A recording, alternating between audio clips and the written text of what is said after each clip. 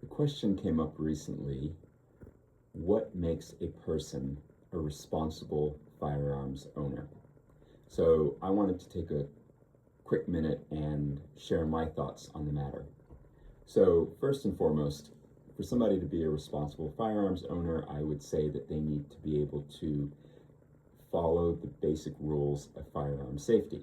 So, for instance, always keep your firearm pointed in the direction of least consequence. Always point it in the most safe direction, relatively speaking.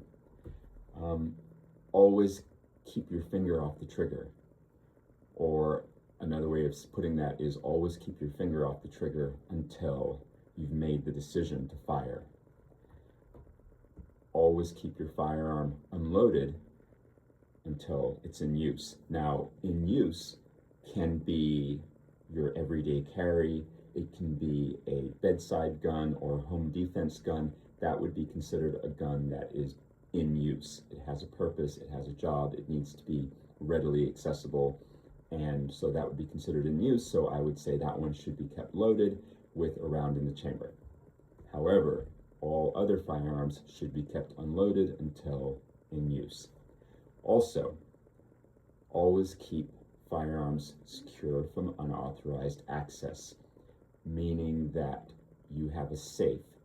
You have a safe that only designated people have access to, meaning that if you have children or people who are not authorized or responsible enough to have access to a firearm, that you have a way to keep your firearms away from those people.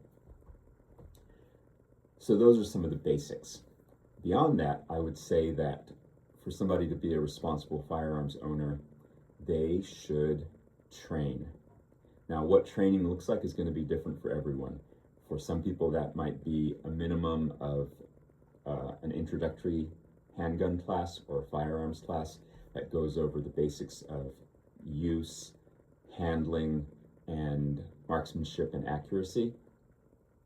For other people, that might mean regular trips to a range. That might mean frequent classes. Everyone's going to have their own standard, but I think it makes sense to have a minimum standard that everyone who has a firearm should do some training with that firearm. They should be familiar with how to use it. They should be familiar with how to show somebody else how to use it. They should be familiar with how to use it safely and how to keep it safe.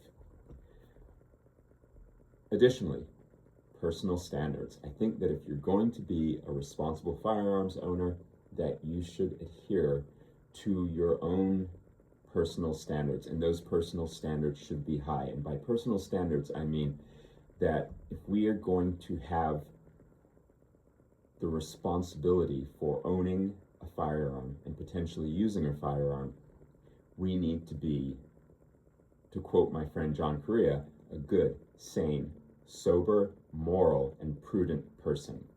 Those are standards that I think that every firearms owner should aspire to. Again, being a good, sane, sober, moral, and prudent person are standards that every firearms owner should aspire to.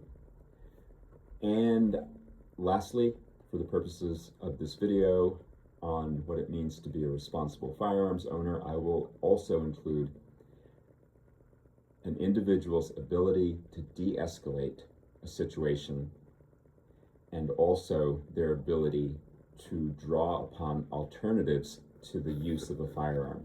So, in other words, if you have the responsibility, if you have access to a firearm, I believe it's incumbent upon you to have the verbal skills to de-escalate a potentially volatile or violent situation. Again, that's going to look different for everyone, but oftentimes that means being able to eat some humble pie, being able to walk away from a conflict, being able to take ridicule, criticism, aggression, and say, hey, my bad, you're right, I'm wrong, can I buy you a beer? Can we settle this? Can you accept my apology?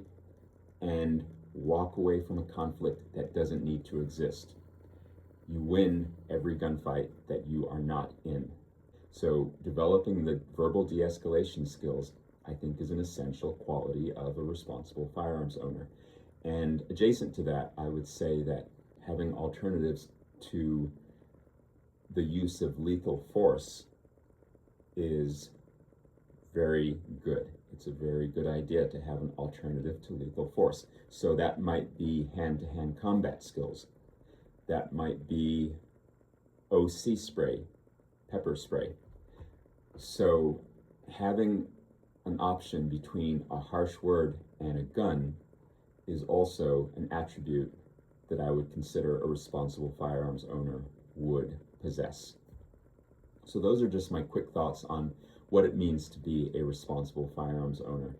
I think that having the right and having access to a firearm for personal self-defense or defense of one's family, the defense of innocent lives in your community, I think this is a right that all people should have. However, it is a grave responsibility and needs to be treated as such, at least in my opinion. And therefore, there are certain things that we should have in place in our lives if we are going to exercise that responsibility. Thanks for taking a minute to watch this. I appreciate you.